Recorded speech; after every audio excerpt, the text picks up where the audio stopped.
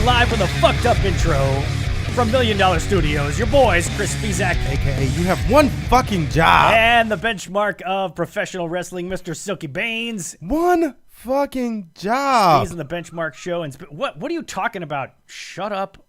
Speez and the Benchmark Show on a Wednesday night, God. May 22nd, 2019. Thank you, Babaruski. Well, thank you. have Thank one you, job, Babaruski. Speez. Always good to have one you here. Job. Jesus. Thank you, Heather or Melamac. Gosh. One job. Good to have you guys with us here on Twitch. Make sure to give the channel a follow if you're joining us for the first time. And you can also subscribe for as little as $4.99 a month. It's scrolling down below there if you want more details. You can also support the program by dropping those bits or leaving us a tip at the tip jar, tinyurl.com/SB tip jar. Tell them why, Silky. Because these bills need to get paid. And do not let his poor performance dissuade you from, we donating and subscribing and shit. Then, if you want to get on the phone lines, you can do so at 832-937-4559. That's 832-93-SILKY. 832-93-Silky. You remember the number this time. All right, I'm going to check something real quick, Silky, because I think it's going to be gone. So bear with us here for a minute. There it is. See? It's gone. All right, hold on. Everybody just stay put. Stay put. Nobody worry. It's all good. Is it? It is. Yep, it'll be good. We're still here. We're still here. Just say something interesting, Silky. Talk to the people. Tell them what's going on. All right. Well, the newest goings on is that Chris fucked something up. I didn't. I did not. Like always, trying to fix something, and he fucked it up worse than it was. There it is. There it is. And now There we're it is. Back again. There it is. I'm trying to clean up my desktop because I got shit everywhere. Thank you very much, Jeffrey Cross. Wait for it. Appreciate that very much. Wait for it. Damn time, one job. One job. Thank you very much, Jeffrey Cross. I Yes. appreciate it. I was trying to See, clean up my desktop because I had a bunch of shit on there, and I had this old shortcut to the old folder that used to have all our stuff in it. Well, I've also been saving, different scenes here in OBS, so I make it a little nicer for myself. Make my job a little bit easier, my one job a little bit easier. And you still fucked it up. And you fucked it up. I didn't fuck it up. You fucked it up. You fucked it up, Walter.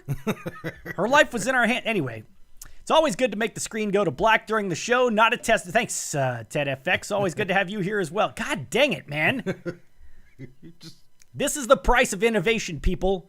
This is what you get when you have a show that production value-wise is head and shoulders above all the other shit out there. Sometimes there's going to be hiccups along the way. What can I say? It happens. Job. That's what I'm saying.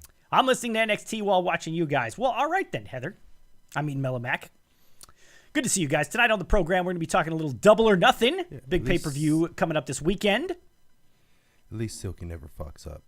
Oh, that? God. Yeah, Mr. I can't remember the phone number, even though it's right there on the fucking screen for crying out loud. And I even named the phone number after you. I put your name in the phone number. You forgot the phone number. Talking a little AEW Double or Nothing coming up this weekend, so we'll give a little preview of that. Also, Dolph Ziggler making a return to WWE programming last night. And, of course, the top 5 wrestlers of the week, according to our very own Silky Baines, in this week's Benchmark Power Ranking. So a full show for you guys here tonight. We are so happy to have you with us. If you would, share the program. Get over there on the Twitters, and as Dr. Huge says, press all the buttons and all that kind of fun stuff, and let everybody know that we're here. Shout out to Revisionist Booking. Ted, we already heard from you. Mr. AEW's here, as is Madden 20. Pecking Rods, and he's hosting us. Melamac, Bill. All you guys, thank you so much for being with us. We appreciate it. And more streaming into the chat room as we speak. So, Silky Baines, where should we start tonight, good sir? I guess let's start with Double or Nothing. Let's start with Double or Nothing. Thank you, Peck and Rod, for the bits, man. I didn't see Speez do the Too Sweet yet. Yeah, you sure didn't, did you? Yeah, because, unlike because Speez, my guy got Silky is a removed man from of- the match. Nope, Silky is a man of integrity, unlike Speez, who welches on bets. Yes, Welch's on bets. Welches on bets. Silky expects So let me ask you a question, just to real win. quick. Do we have real to quick. revisit this again? No, I just have one question. Okay. So you bet on the Rockets, right? We're just in this scenario. Mac Diesel, 832-93 Silky. Boom. Now, you're betting on the Rockets, right? And all of a sudden, Harden goes down with the injury, can't play, and the Rockets lose.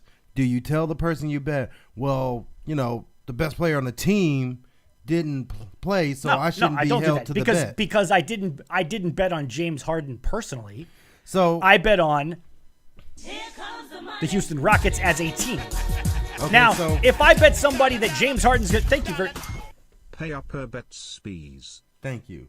Now, if you bet someone James Harden was going to drop 20 points, if I bet somebody that 30 James Harden is going to win the MVP, and he blows out his knee before the season, would you expect that person to hold me to the bet? Yes, because it's a fucking bet. That's how because bets work. Talk about integrity. Yeah, you have Come none. on, dude. You have none. Speez, a.k.a. White Chocolate Thunder. Do you know who Chocolate Thunder is, Silky? Chocolate Thunder, Daryl Dawkins. Of course, Daryl Dawkins. I'm just making sure. Yeah. Those of you know. Silky Bane's the benchmark. See, I love Mac Diesel. He just comes in and drops all of our fucking catchphrases right here on the show. It's great. Yeah, the loan shark will be like, okay, I won't break your legs. Keep your money. Yep. Yeah, exactly. Exactly. You know what? Okay, fine. Here's what I'll do, Silky. Because it needs to be something important. Because I've been avoiding doing this too sweet bullshit for as long as humanly possible. We are coming up, folks. And we're going to start pimping this now because as of July 2nd, July 2nd is our 1-year anniversary of the Speez and the Benchmark show. So, on July 2nd, we'll be having our 1-year anniversary party. It's going to be a lot of fun. It's going to be a blast. We're going to have all kinds of cool shit. We're going to be talking about all the fun stuff that we've done over the past year. And we want you guys to start thinking about what were your favorite moments from this last year of the Speez and the Benchmark show. And since you're holding me to this bet, which I still think is horseshit, but okay, fine, I will end the first year of the Speez and the Benchmark show with a too sweet for Silky right here on the air. Wrong one. Are you happy now? Did you take off my Bullet Club theme? What do you no, it's up here. It's up here. Go up there. Bullet Club. God dang it. Why do you have a problem doing the too sweet, says Mr. AEW? Because I've stated this before. Do I have to talk over the Bullet Club theme? Yeah. There are a handful of people who are still living and breathing who should be doing the too sweet. If you're not an original member of the Clique or one of the 3 founding members of the NWO, you should be doing the fucking too sweet. You're ripping it off from somebody else at that point. And we don't do rip-off shit. We do original shit. They ripped it off. They didn't rip it off. Now, if you look at the story of Mr. Perfect, You got to speak up because we're listening to this horseshit music. If you look at Okay, now the you gotta keep it down 'cause the biography music's of shut the fuck up. If you look at the biography of Mr. Perfect, that came up between him and Wade Boggs. They came up with Wade Boggs. Yeah, Wade Boggs came up with Loved Too Sweet. me some Wade Boggs back in the day. That's something they did, and then Hulk Hogan stole that. That's okay. It was original in the wrestling business. How's it bullshit if Silky was wrong? He would have paid up. He wouldn't have. Well, Exactly. stop it, Ted. I would not Do you have. know how many times Silky is wrong and we don't bring it up here on the program? Rarely okay. ever, if ever. Okay. Next time you send me your fucking Money in the Bank picks that add up to 110%, I'm not going to fucking change them. I'm going to put them on the program and let them add up to 110%. I don't know what you're talking about. Of course you don't. 832-937-4559. All right, let's talk a little Double or Nothing, Silky, because we're looking at the card here. Yeah, if I'm going to be honest, it's not really overwhelming me. Like, I feel like All In's card was a lot better. It was a lot bigger. I mean, this All In felt like a big... I love you. Look at that. Always have, Get the tables. and I always will. Gifting our buddy Mac Diesel There, I said it. with another sub. Thank you, Get the Tables. Appreciate that. Congrats to you, Mac Diesel. You can start using that Silky emote now. Hello to you, Jody Mania. Good to have you with us. Now, like I said, All In it felt like something big, right? All of the matches. But this one, I'm looking at this and I'm like, this seems like any indie show. Any indie show. Let's it doesn't have that feel, that big feel like All In had. Like All In had this big feel. You had the NWA title match. Yes. With Cody trying to join his father as an And he NWA did. champion against Nick Aldis. You had Omega and Pentagon with Jericho coming in at the end of it. Exactly. You had Stephen Amell and Christopher Daniels, which turned out to be a hell of a match. it turned out to be way better than it had any right to be. All In's card also had guys and girls who were signed to other promotions. You know, that was the first look a lot of people got at Jordan Grace, Yeah. who notoriously eliminated Brian Cage from the Battle Royale there. Yeah, it did have a bigger feel to it. I'll give you that. When I look at this card, it's just, I'm sure these matches are going to be great. I'm not saying that these are going to be terrible matches. I just don't get that big, like, oh, this is something I should watch. Like All In, we were all trying to watch All In. This one is like, if I miss it, I miss it. I hear you.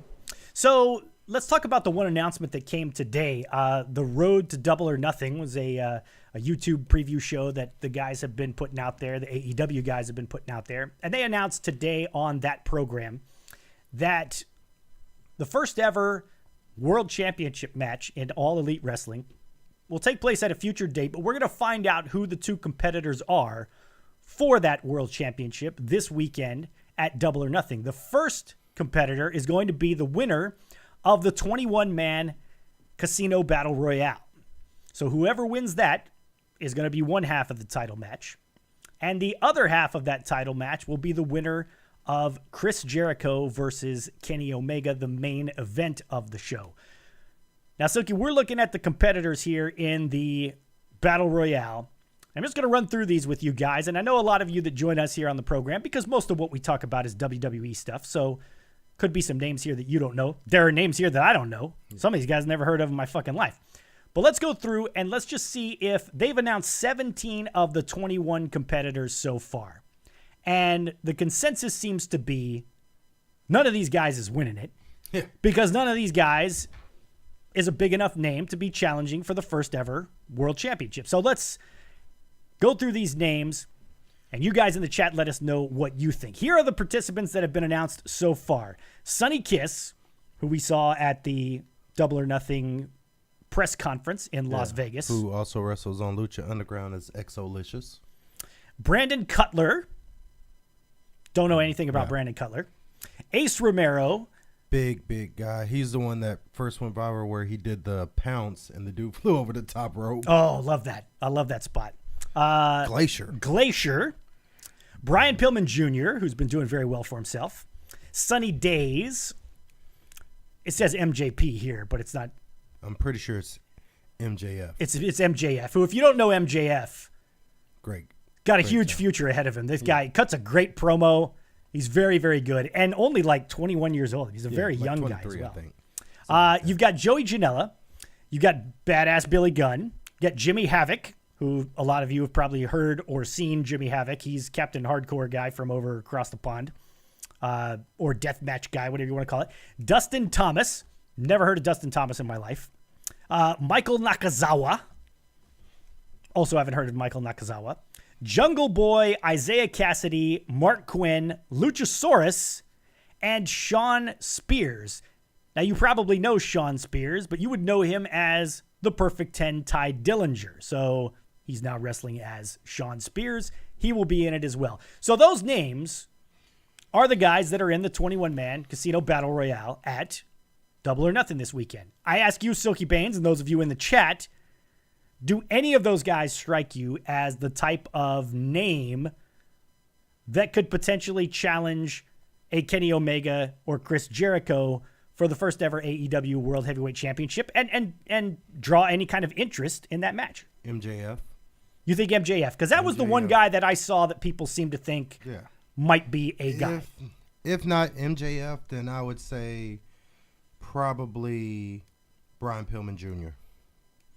Certainly get the name recognition with Brian Pillman Jr. just because of his old man. Even if people haven't seen Jr., they know Brian Pillman. Jeffrey Cross says no, doesn't think anybody is going to get that. Or a possible surprise run-in. Yeah, get the tables, as we were saying before. There's going to be 21 men in this Battle Royale. So far, they've announced 17. And honestly, I wouldn't be surprised if they don't announce any more. Yeah. The other 4 will probably be a surprise. And it says, Bob Ruski says, Dustin Thomas has no legs, by the way. Well, that seems like an unfair advantage. Seems like an unfair advantage. Now I know who Dustin Thomas is. Thank you, Bobaruski. I'm going for Havoc or Sean Spears, says Melamac. Part of me wants to watch this shit, says Mac Diesel, but I do not like the Young Bucks. They don't entertain. Yeah, Mac Diesel is a a known hater of the Young Bucks. He's not a Young Bucks fan at all. Moxley, a.k.a. Dean, is winning that Battle Royale. Now let's talk about Jon Moxley for a minute, because that seems there are two names who are consistently getting thrown out there as possible surprise entries in this weekend's Battle Royale, which is going to be a part of the pre-show, by the way. So if you're wanting to see this and you're ordering the show, make sure that you tune into the pre-show, not only for this, but our buddy and former guest on the program, Sammy Guevara, is going to be taking on Kip Sabian on the pre-show as well. So show some love to Sammy. He's a local guy from just a few blocks from $1 Million Studios here. Yep. Super guy, one of the nicest guys you'll ever meet. So show some love for Sammy Guevara as well. But the two names that seem to keep coming up are Jon Moxley and CM Punk. So let's talk about Moxley first, because he's kind of fresh on everybody's brains now that video came out a couple weeks ago. Is there a chance we see Jon Moxley at Double or Nothing this weekend?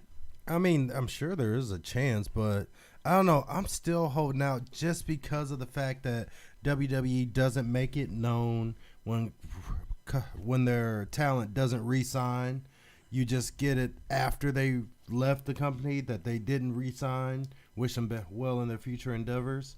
But for them to publicize like months before Dean left that Dean was not re-signing and after WrestleMania he would be done, I feel like that video is just a preview of Dean breaking out of Dean Ambrose and bringing Jon Moxley into WWE. That's just my feeling. I'm probably wrong on that, but that's what I feel. Like it's just too much weird stuff that doesn't add up.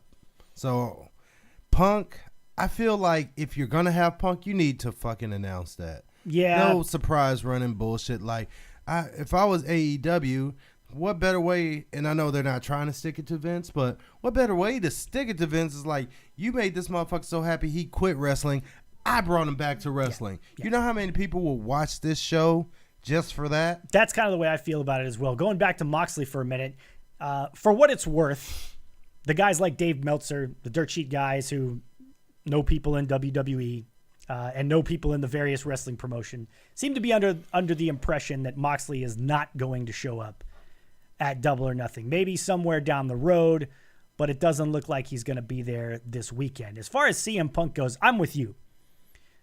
He was a guy that one of our favorites, Jim Cornette, was talking about last year at All In, when Cornette was kind of a bit leery as to whether or not they might sell this thing out. He said, you get a CM Punk in there, you sell that thing out in a heartbeat. And it's true, because whatever your opinion on CM Punk, him coming back would be a huge draw. And it doesn't make sense that they wouldn't announce it ahead of time. Let's get to Mr. AEW's comment here, because you got to take a deep breath here to get all of this out. What makes you think there's going to be a surprise?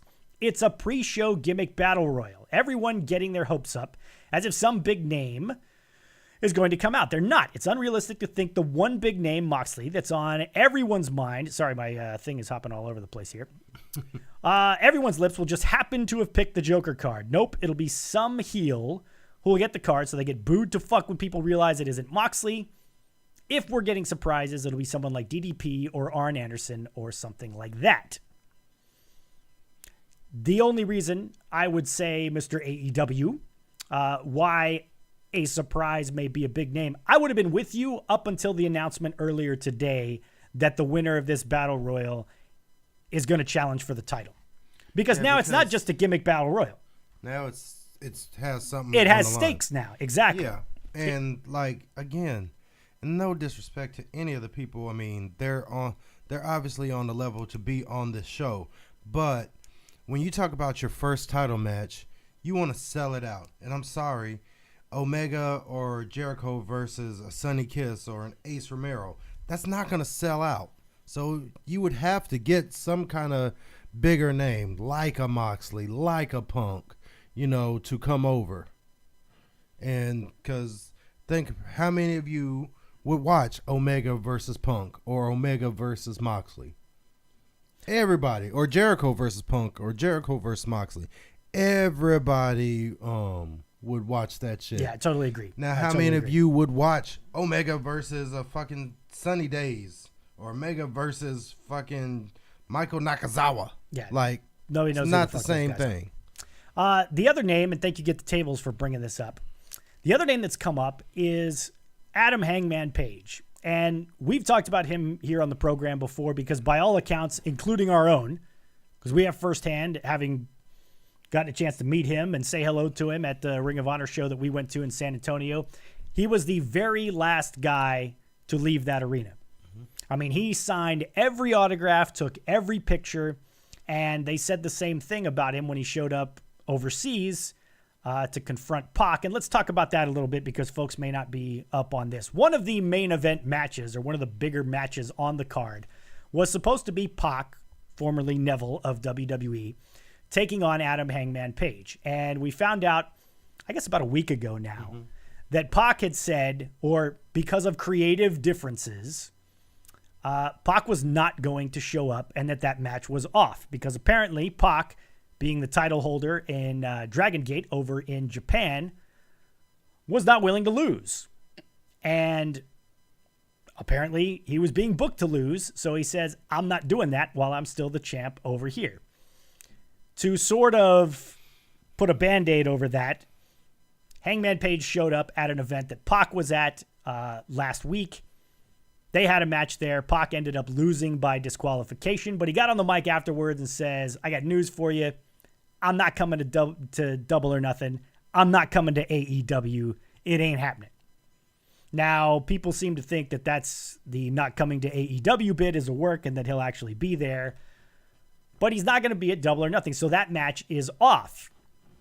So all of a sudden, Adam Hangman Page, who we hear is going to be one of the guys that AEW is really going to give a big push to, doesn't have an opponent at their first pay-per-view. So as Get the Table said, do you think Hangman Page might show up in the Battle Royal, win the Battle Royal, and therefore get the title shot against Omega or Chris Jericho? Is Adam Page, in your estimation, a big enough name or somebody that would draw the kind of attention that you'd want from a first ever title match? I mean, I think he would draw enough. He'd draw enough attention. He's obviously not on the level right now of a Punk or John Moxley, but as far as name recognition, but as far as work rate, as far as could him and Jericho tear the house down? Yes. Could him and Omega tear the house down? Yes. So I wouldn't put it past, for it to be a thing of where both of them end up in the Battle Royal. And then it comes down to them two, and then they could put, and that way they could put over Page without putting them over, like making Neville do the job, count to get pinned. Some bullshit finish where Pac goes for something, and he counters, and out he goes, and then boom. Now you've got your one participant that's still a good match. Like, I would want to see Page versus Omega. I would want to see that match too. I would want to see Page versus Jericho. I think I want to see Page versus Jericho a little more. I think just because of this, no disrespect to Kenny Omega, but he's not a Jericho, so I think it's a bigger look for Page, even if he's not going to win the match, to him to go in there with Jericho. To me, at this point in their careers, Omega is a more entertaining wrestler than Chris Jericho, because this is not Chris Jericho from 20 years ago. Yeah. He's getting up there. He's getting up there. But there are few as entertaining characters in all of wrestling, not just in AEW, as Chris Jericho. And the way he sells matches, the way he can just cut a promo and put it out there on Twitter and have it blow up and get you interested in a match, he's got a real legit shot to win this thing just because I think he'll bring so much attention to the match, and he'll bring a hell of a lot of attention to whoever the Battle Royal winner is because he'll sell the shit out of it. I wouldn't be surprised, honestly, if Page ends up being the first champ. Yeah, that's that. I could definitely see Omega doing the honors for Page after what they've been through for these past years in Bullet Club and whatnot, and in New Japan. And I could definitely see Jericho doing the same thing, because that's a big win. And no matter who Page goes against, it would be considered probably one of the biggest upsets of the year if Page can come out the AEW champion beating someone like a Omega or a Jericho. I think from a booking perspective and the way that they want to establish new stars, if we're to believe what AEW is saying, and I only say that because they haven't done anything yet, so we don't know. But if they're wanting to establish new stars, I feel like from a booking perspective, to have somebody like an Adam Page beat a Jericho or beat an Omega would make sense. Yeah, it makes total sense because it's almost like they'd have to do that because of the fact that if they didn't, then everyone would look at them like, okay, you just said a bunch of bullshit because you're talking about pushing new younger stars and then you put the more established guys over. Exactly. Jody Mania says your first time around, you really want to make a great impression. I totally agree there. And yeah, Bob Ruski, apparently Pac is just insanely loyal to Dragon Gate. That's where he got his start, from what I understand, or at least where he spent a good portion of his younger days. And it could be a visa issue, as Bob Ruski also pointed out in the chat, because we've heard about guys having those kind of problems. Pac's last loss, says Bob Ruski, was against Enzo Amore. You see why he doesn't want to lose ever. Omega's a cartoon guy, says Jeffrey Cross. And then we got people checking their points. Nobody crafts a promo like Jericho. Totally agree, Jody Mania. Totally agree. So we've talked about the pre-show, which you can watch for free, by the way, on the AEW YouTube channel or on Bleacher Report Live. So either of those, you can catch the Battle Royal and find out who will challenge for the first ever heavyweight title. And you can also catch the Sammy Guevara and Kip Sabian match. So let's get to the main card itself. So okay, we'll kind of work our way from the bottom up here. They're going very New Japan in that there are 2 singles matches on the card and everything else is a tag team match of some 3. sort. Well, on the main card, yeah. 2. If Adam Page ends up getting himself a match, we shall see. Thank you, Bitmania from Get the Tables. Thank you very much for the 500 bits. So let's go through the card here. Let's start with Best Friends, who I'm not a huge Best Friends fan, but that's okay. Best Friends taking on Angelico and Jack. Angelico? Sorry, Angelico and Jack Evans. In case you haven't noticed, I have not heard of Angelico and Jack Evans. You've never heard of Jack Evans? I mean, they're both basically, Angelico is like fucking lanky as fuck.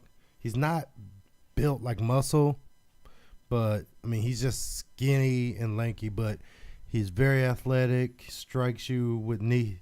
He does a lot of knee strikes. His biggest move is like he does the razor's edge, kind of gets him up, and then he runs and just chucks him into the corner.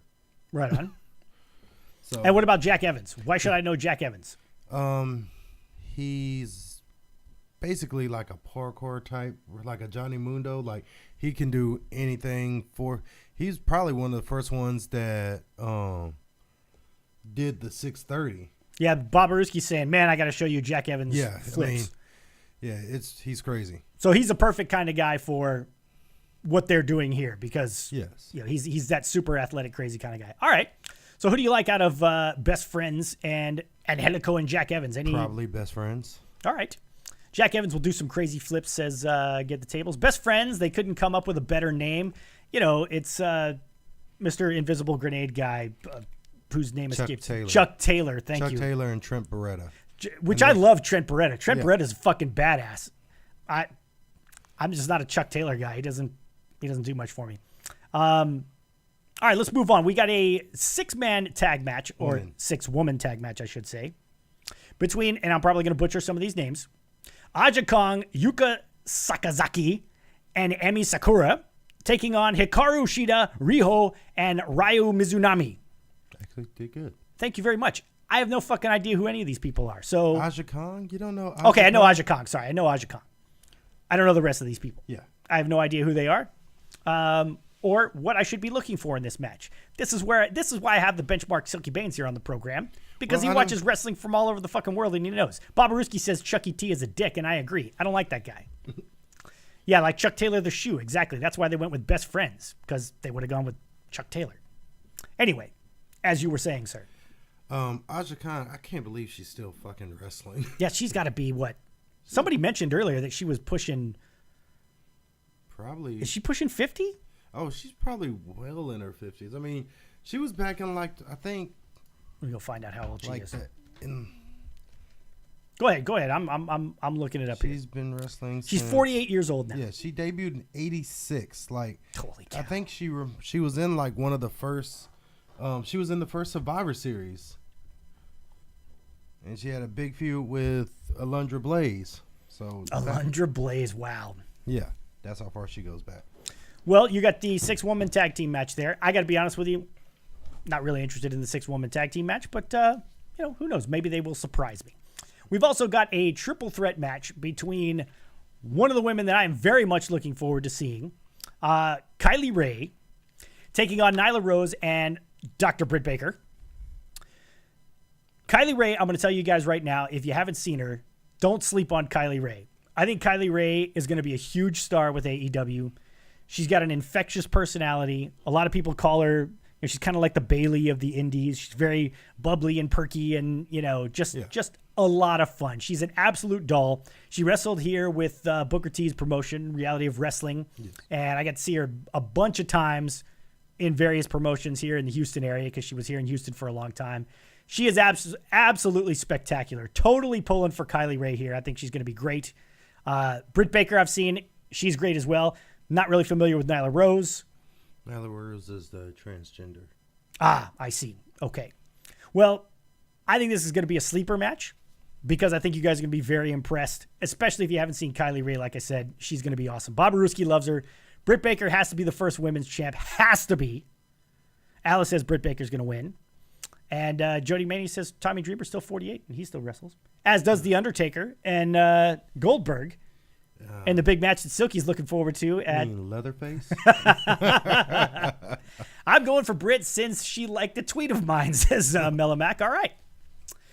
AEW, all their trash talk, they got a lot of retreads, old WWE guys. Well, for now, they got a few. Not too many, but a few. Let's move on to another 6-man tag team match. SoCal Uncensored, Christopher Daniels, Frankie Kazarian, and Scorpion Sky taking on the Strong Hearts. And these are the guys from remind me of the promotion? OWE. OWE. Or Oriental Wrestling Entertainment, some shit like that. Can I it's just say, OWE. I actually heard someone say this once because, and this is totally off subject, but not really. Somebody referred to another person as being Oriental, and there was another Asian person there. And this girl says to the guy who referred to someone else as Oriental, excuse me, rugs are Oriental, people are Asian.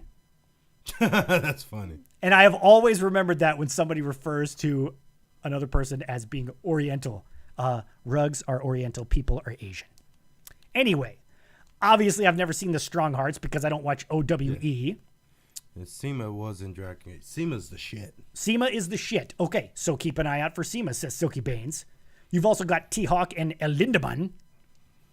There you go. Bobaruski saying it right there. SEMA was in Dragon Gate. OWE takes this one, says Bobaruski. SCU won in Shanghai. Okay. Kylie is so sweet, I need to brush my teeth, says Jody Mania, which is very good. And SoCal Uncensored, Total Pros. Yes. Total Pros. SCU. Love those guys. They're great. They were great. You've got a World Championship match on the card. The AAA World Tag Team Championships, recently won by the Young Bucks. This is the video you might have seen circulating around Twitter where they won and the crowd literally did nothing. Like, it was just dead fucking silence. No pop, no applause, just didn't give a shit. And they're taking on the Lucha Brothers.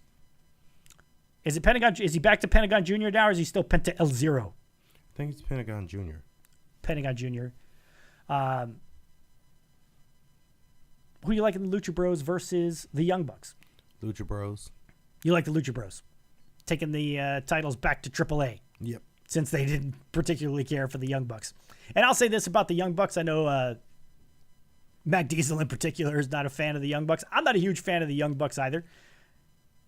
I will say this. The shit that those guys come up with is really innovative. I mean, it's really some innovative shit. Probably one of the best tag teams out there. Yeah, for sure. And it's not old school wrestling stuff, and I'm more of an old school wrestling fan, so some of the stuff they do I think is kind of hokey. And obviously it looks very choreographed.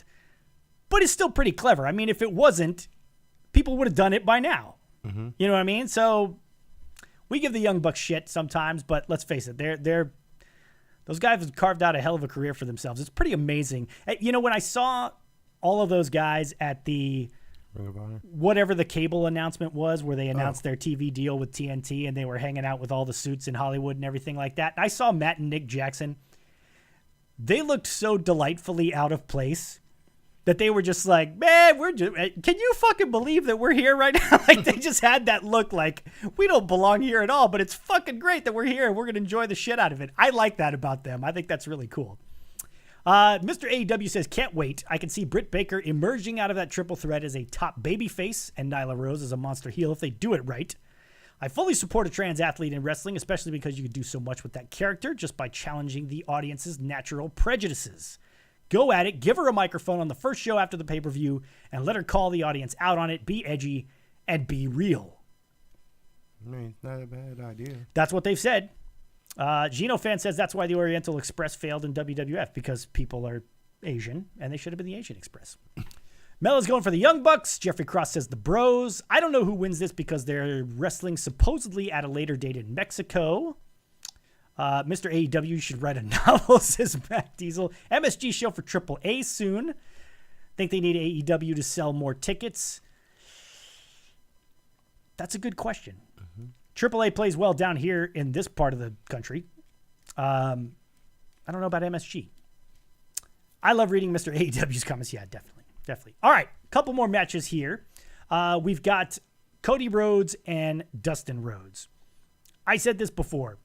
If you would have told me that this was going to be one of the biggest matches on this card, I would have said, well, that card's not going to be very good. Because I just don't really give a shit about a Gold-Dust Stardust matchup, a Cody Rhodes, Dustin Rhodes matchup. Then I saw the promos that they did. Yeah. They have done a superb job of selling this match. They have definitely done that. I mean, it's rare that, they're brothers, yet they still represent two different classes of wrestling. And, you have Cody, which is more the new school, like with the Young Bucks and Omega, that new style of being entertaining, versus Dustin, who comes from the school of, first off, you got to be a great wrestler.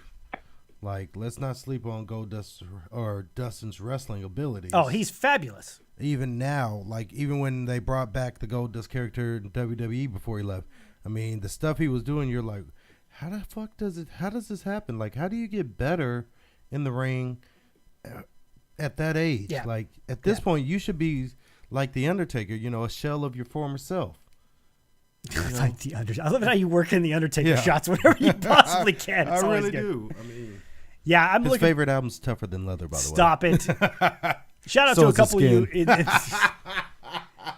in the chat that's here. it. Another TV viewer, welcome back to you. Avocado Babadado, Papadado. Commander Root, Cycle Motion, and who are our new ones? Cycle Motion, Slow Cool, and The King Most Hated. Welcome to all you guys. Make sure you're following the channel. Hit the little heart there if you haven't done it already. And Lurks is here. Peck and Rod's here. Most everybody else we've given a shout out to. So thank all you guys for being here. We always appreciate it. The natural Dustin can damn wrestle. That's exactly right. Cody, it has to be Cody. If Dustin wins, it proves the Attitude Era is still alive and doesn't need to.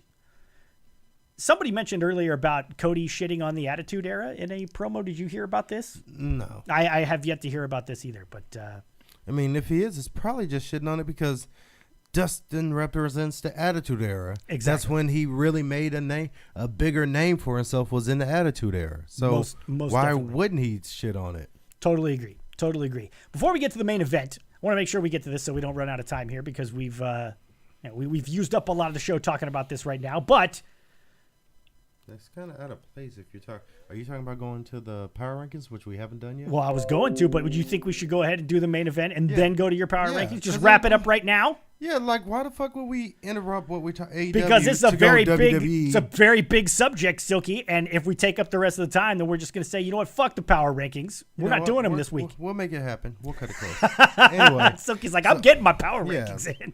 What are you talking about? All right, so main event time. Kenny Omega versus Chris Jericho. I'm going to give you my 2 cents very quickly. Well, first let's get to Mr. AEW's God comment because damn, dude. Dustin can still contribute. The guy can work and move despite not being utilized much in the last few years. You can't tell me the idea of Dusty's two sons facing off against each other in the first pay-per-view of a new company isn't cool as hell. I agree. Yeah. I wouldn't be shocked if this was the best match on the whole show. From a storytelling perspective, it's a lock anyways. And I'm with you. True. I'm with you. I think it's, I don't know. I started to bring this up as a topic of conversation on Twitter, and then I thought, it'd probably just turn into a shit show. But when I first heard about this match, I immediately thought to myself, if WWE had tried to sell us on a match between Goldust and Stardust, which as far as I can recall, it never happened. I think they started building to it, but for some reason, either Cody left or Dustin left. It just pumped the brakes on it. I was just thinking to myself, if WWE tried to sell us on that match, nobody would give a shit. I just feel like that match would have gotten ridiculed. And the fact that both of those guys have now left, and again, I think it speaks to how good a job they've done selling the audience on this match and how good both of those guys have done in the promos leading up to it to get you to care about it. Cody has shit on the Attitude Era. Okay. Jericho all the way from me since he retweeted me, says Mela Mac. All right, well, you just got to show some love to Mela Mac on Twitter and she'll fucking go for you. Alice says Kenny Omega. I'm hoping Omega wins, says Jody Mania. And before we get to Omega Jericho, a question from Ted FX. Do you guys think AEW underbooked this show leading to the TV show? One thing that I saw, I believe it was in the Get the Tables chat, somebody said it almost feels like they did this in reverse. It would have been a lot easier to sell this show if you had the TV leading up to it and people knew, because you don't know. You're asking people to buy something that they don't know anything about. Whereas on the TV, you can watch it for free and all you're investing is time. So it's not like you're out money or you're having to think, do I really want to spend? Because this is not a cheap pay-per-view, $59.99 if I'm not mistaken. Yeah. So it would have been nice to have some TV leading up to this so you can see if this is something that you like and decide whether or not you want to spend your money on it. As far as underbooked it, I don't know. It's kind of like Silky was saying. We looked at it and we said, I'm not overwhelmed by the card. I think it could be sneaky good. Low-key good. I think by the end of it, and one of the things that Brandy Rhodes did that kind of pissed people off, she said she feels like if at the end of this event, if you didn't like it, then you're just not a wrestling fan. Yeah. Which I don't know that you want to go that route when you're selling things, but that's okay. I think it can be one of those events where we look back on it and we say, shit, that was a lot better than I thought it was going to be. But looking into it right now, do I think it's going to blow the roof off? I don't know. I'm hoping to be pleasantly surprised. Bob Aruski says you got to save stuff for TV. It'll be a bigger impact on TV than a pay-per-view in terms of eyes, right? Yeah, and sorry, I was just doing. It's kind of hard to say that. I'm just going off this, and I know there's people probably that's not mentioned that'll be there. On this list right now, there's 51 fucking people. It's hard to say a show with 51 fucking people on it is underbooked. Yeah, and Mr. AEW, it has to do with the providers. Overseas, it's like 10 pounds or something like that, which is like $15. So that's the same. I feel the same. The matches I care about are the Battle Royal and Y2J, says Ted FX. So I'm glad you agree with us here. Who do you have going over in the main event, Silky? You got Kenny Omega or Chris Jericho. I don't think you could go wrong with either guy. Yeah, but I think for the purpose of, I don't see either of them winning the AEW championship. You think whoever wins this match is going to put over the first AEW champion? And because I feel like that, I think it's a much bigger deal if Jericho wins this match and then whoever wins the Battle Royal, because that gives them instant credibility. No matter what, the people can say all they want. You beat Chris Jericho, you are made. Versus, you beat Kenny Omega, nothing against Omega, but again, he doesn't have the name of Jericho, so he has the star power, but not the name. Like, Jericho's a legend in this business, so that's who you want to face for the championship. And to get more eyes on that title match, and it will be a bigger deal when said person, whoever, Hangman Page, wins the Battle Royal and then beats Jericho. Here's the one thing I'm not particularly crazy about with this match is we've seen it before. And I think it's going to be hard for them to live up to the match that they had in New Japan because it was a no DQ match. Yes. And there was a lot of crazy shit there. I when I say I wasn't a huge fan of the match, it wasn't a 5-star Meltzer for me, but it was a very entertaining match. It was a very good match. It just, it was a good match. I think they're going to have trouble living up to that match just because, again, you put a no DQ stipulation there and you let them do all kinds of crazy spots and shit. It's going to be a lot cooler things going on. That being said, I'm with you. I think Chris Jericho putting over whoever the first title holder for AEW is makes more sense. Yes. But then I ask you this question because people have brought it up so far in the chat. One of the things that AEW has said is we're not going to do the whole retread of WWE guys thing. Do you feel like there'll be some blowback if a guy like Chris Jericho is in the first ever title match since he's a former WWE guy? Does that give ammunition to the people who say, you're doing exactly what you said you weren't going to do? You're taking one of the old WWE guys and you're just trying to bank off of his name. I think that really it's a no-win situation because everyone knows Kenny's like the fucking vice president of the company. So you put Kenny in the match, it's, he's in the match because he fucking part owner, he's in that office position. Exactly. Jericho is an old WCW guy, or WWE guy, so you put him in the match and it's like, you said you weren't going to do this. I think you get the most bang for your buck. No, trademark for the Young Bucks. But I think you get the most with, again, Jericho being the guy who takes the fall for the championship.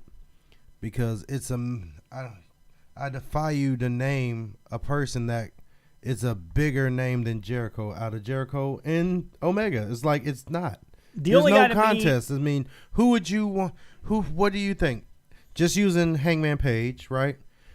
What is bigger? Hangman Page defeats Kenny Omega or Hangman Page defeats Chris fucking Jericho? No, right now it's Chris Jericho. Not right now, for always. Like, there is no way, unless Jericho wrestles into, like past his prime like The Undertaker, there's just no way. You're always getting in an Undertaker jab.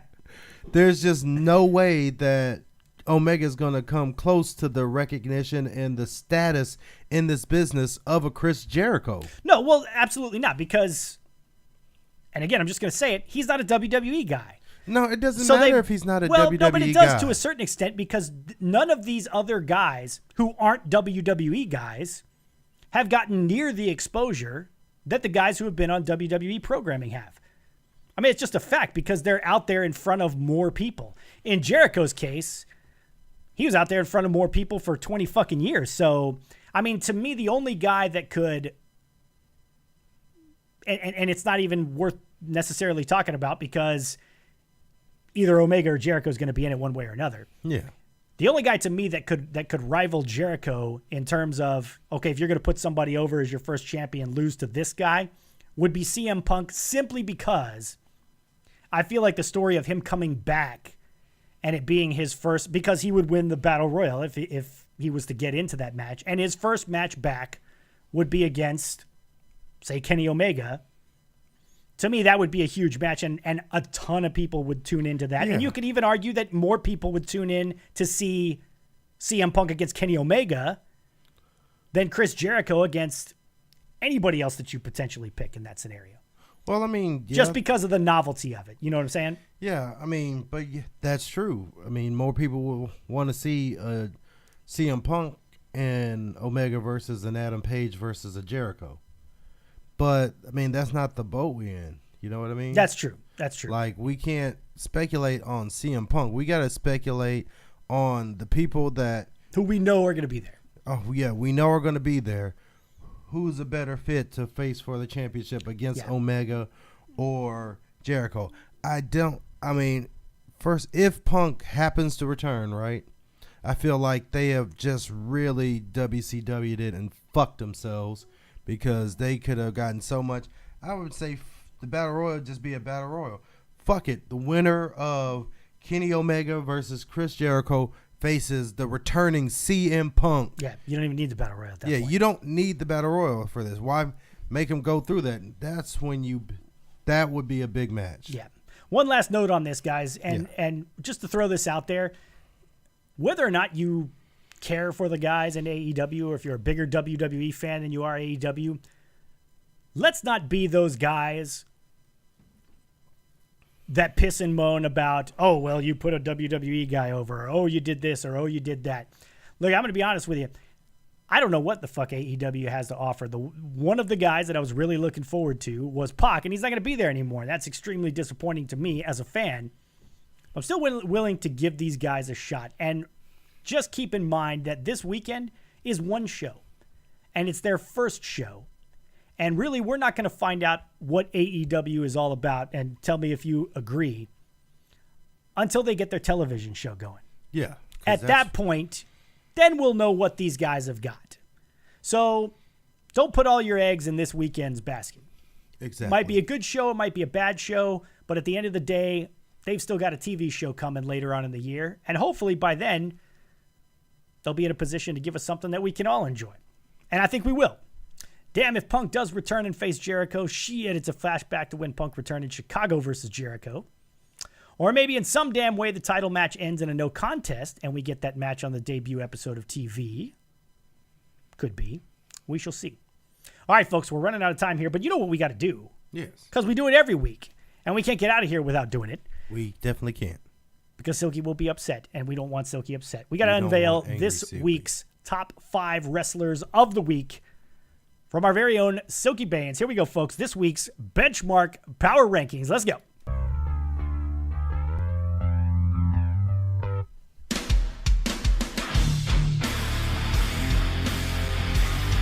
The Benchmark Power Rankings for the week of May 19th, 2019. Top 5 wrestlers of the week according to our very own Benchmark Silky Baines.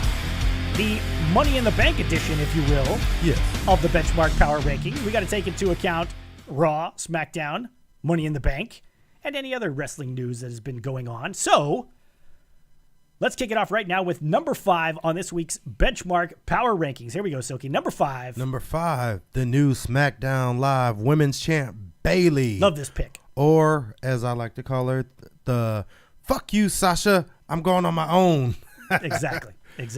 I mean, you got to go on the list. She not only won the Money in the Bank ladder match, which was a pretty, for women, and not to sound sexist, but that was pretty brutal. It does sound sexist, but that's okay. Yeah.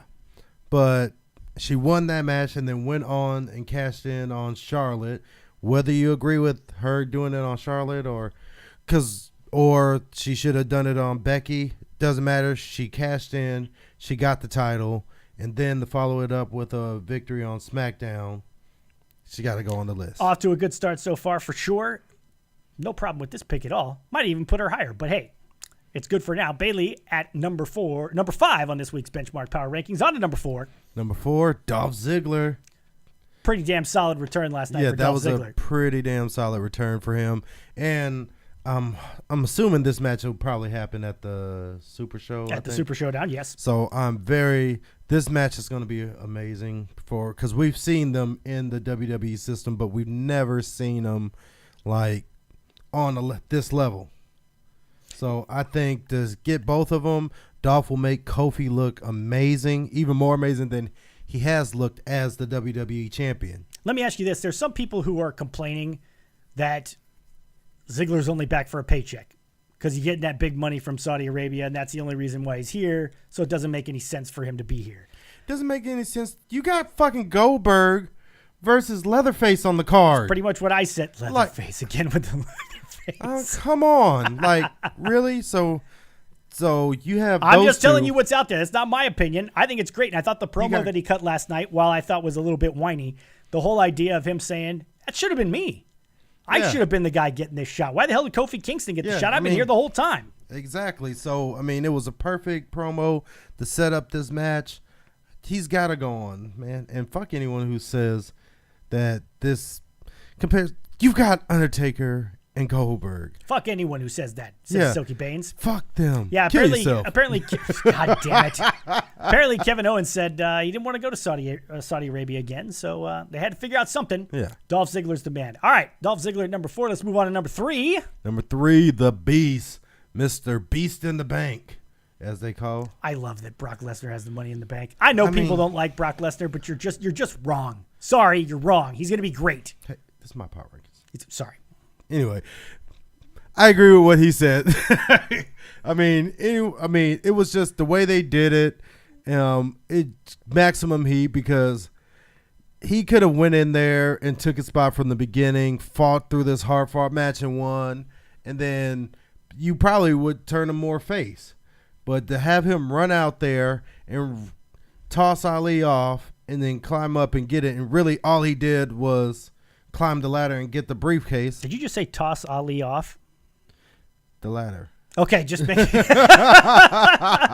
sorry. I do. Dirty cochino. Anyway, Brock Lesnar Cochino. at number 3 there. Yeah, Brock Lesnar at number 3. I clearly rattled Yeah. Silky with that one. Let's move on to number 2. Number 2, Kofi Kingston. Still. I almost put him at number 1, but I felt like you would have bitched if I put him at number 1. Nah. He really actually, I think, had a better week than my number 1 pick, but it was just number 1 pick it's like 1 and 1A. You know what I mean? You can go, but come on. Fucking great match against Kevin Owens. Agreed. Great win. Then the follow-up with the tag team match.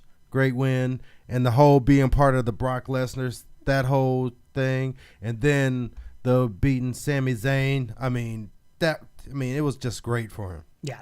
And to Ted, who says 20 years ago Brock winning it would have been great. See, I disagree. I think 20 years ago you needed Brock in there every week. You didn't need him with the Money in the Bank. It could have been, I think it works better for him now because he's not going to be wrestling every week. Yeah. So now's the time you put it on him because it allows him to be at the shows and be on the show and have this kind of specter of Brock Lesnar cashing in over everything that's going on. This is how if they keep going this route, that's how they should have booked Braun Strowman when he won it. It's like he's there. He, from now until he decides when he's going to cash in or how he cashes in, Kofi and Seth can't really fucking focus. And that's what you want when you have that's what the Money in the Bank guy's supposed to do. Yeah, that's exactly right. I couldn't agree more. Agree more. All right, Kofi Kingston at number 2, bringing us to this week's number 1 on the Benchmark Power Rankings. And it's Seth freaking Rollins. And the reason I put him there over Kofi is that while Kofi, I think, they both had great weeks, Kofi had that one additional day because, SmackDown. Yep. But comparatively, I think Seth versus AJ was a better match than Kofi versus KO, which they were both fucking phenomenal, man. Those are the 2 best matches. Honestly, the only good thing, or not good thing, but the only thing I will really like from the actual Money in the Bank pay-per-view. Because the matches were good. You're going to see your crazy shit and stuff. Definitely a surprise with Brock winning. But just as far as the matches, Seth versus AJ was better than KO versus Kofi. I would agree. That was my favorite match from the weekend. Yeah. I thought KO versus Kofi was pretty good. That was very good. Not just pretty good. Yeah, I heard a lot of people saying, this was the best Money in the Bank match ever. And then you had Brock come out and fuck it up. It was not the best Money in the Bank I don't think it was the best Money in the Bank match ever. Not to say it was bad. I always enjoy that match. I had what was a sure pick, the Negro Damas moment, that the most memorable thing Ricochet was going to be involved in probably one of the most memorable spots of the whole night. I even gave you shit for saying that you're picking something that everybody knows is going to be true. And it didn't even happen. And it didn't happen. He went over the ladder. But we've seen that before. A lot of people worried about Ricochet because not only did he, sorry to interrupt you, but not only did he not really have a huge impact in the Money in the Bank match, but then he took another loss against Cesaro on Monday. People are starting to think maybe he's not the shiny new toy that he was before. He might be falling down the card. Stop that right now, Alice, with that Shane McMahon talk. And you are okay, Silky. Well, let's review the power rankings here, and we're gonna have to talk about them a little bit more for the week of May 19th, 2019. Let's go through them one more time. Your top 5 wrestlers of the week, according to the Benchmark Silky Baines. Number 5, the SmackDown Live's Women's Champion Bayley. Number 4 is Dolph Ziggler. Number 3, Brock Lesnar. Number 2, Kofi Kingston. And number 1, Seth Rollins. There you have it, the top 5 wrestlers of the week, according to our benchmark Silky Bands. Yeah, and my Bailey is here now. So she's coming in to say hello to everybody. There she is. Hey, there's a good girl. She's such a good girl. Okay. You're getting a ton of heat in the chat here, Silky. Man, for not putting R-Truth in the benchmark power rankings. What kind of shit is that? He had the great segment with the 24/7 title, and everybody wants to know, what are you smoking, Silky? Why no R-Truth? First of all, that shit was hot garbage. Hot garbage. Garbage. Hot I want all you garbage. guys who give me shit for my takes on this program to listen to what the benchmark is saying right now. Hot garbage, R-Truth? Not R-Truth, the wrestler, but R-Truth being part of this whole 24/7 championship bullshit. Hot garbage. Just trash. I thought it was kind of fun. It was, I mean. And he was back on Twitter today, waiting in his doctor's office, hoping that nobody cashed in on him while he was at the doctor's office. I mean, it's just so fucking stupid. It's just no dumb. love for R-Truth, folks. Sorry. No love for the 24/7 championship. I Sorry. love R-Truth, but no love for the 24/7 championship. This is bullshit. It was funny when they first did it with Crash, and the only thing is with Crash, which made it work, was that he had that Napoleon syndrome, because Crash was so little that his head literally got too big that he thought that he fucking could beat anyone. And I defended 24/7, and he was annoying people, so they were like, all right, there's a reason. They fucking just dropped the title in the middle of the ring and said, all right, come get it. Like, Truth says Ted FX is the only reason to care about this joke title because it's R-Truth. He's bringing legitimacy to the brand new 24/7 title, Silky. The 24/7 title is taking away his legitimacy as a fucking wrestler. Do you hear what he just say that again? The 24/7 title is taking away his legitimacy as a fucking wrestler. What the fuck are you talking about? There's no way. There is 100% way. No that way. is facts. Facts. You need to put some respect on it. You need to put some respect on that R-Truth 24/7 I respect title R-Truth. run.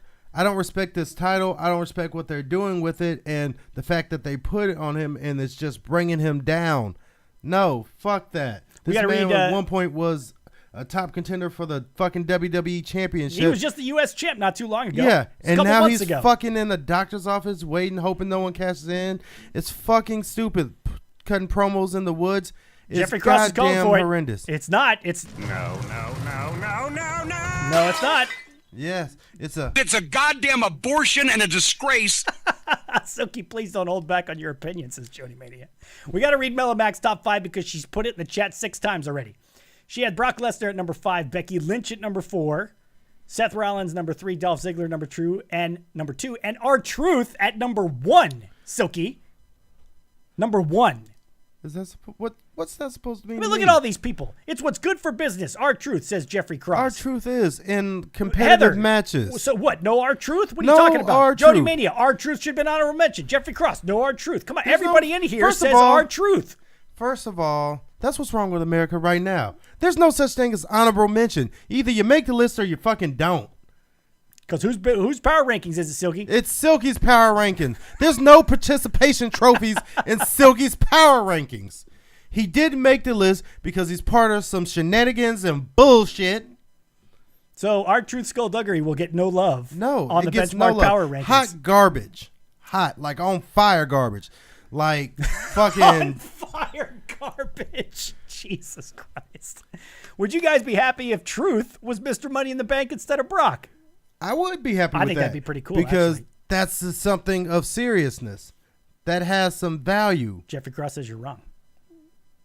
Who's wrong? Am I wrong? Am I wrong? No, you're wrong. I'm about not wrong. R-Truth. You're wrong about R-Truth is what Jeffrey Cross is saying. I'm not wrong about R-Truth. Jeffrey Cross, you drop bits so you can just say whatever you want. I In know, fact, I'm you ought to not drop bits and talk about how great R-Truth is with the TTS because that's what they're there for. I'm not wrong about R-Truth.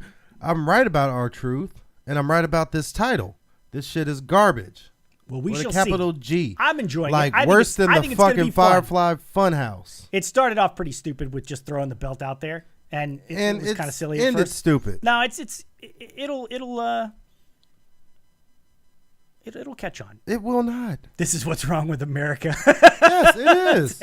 Y'all got one goddamn participation trophies. Alice says it. R-Truth's a former United States champion, Silky. And he's a current joke champion.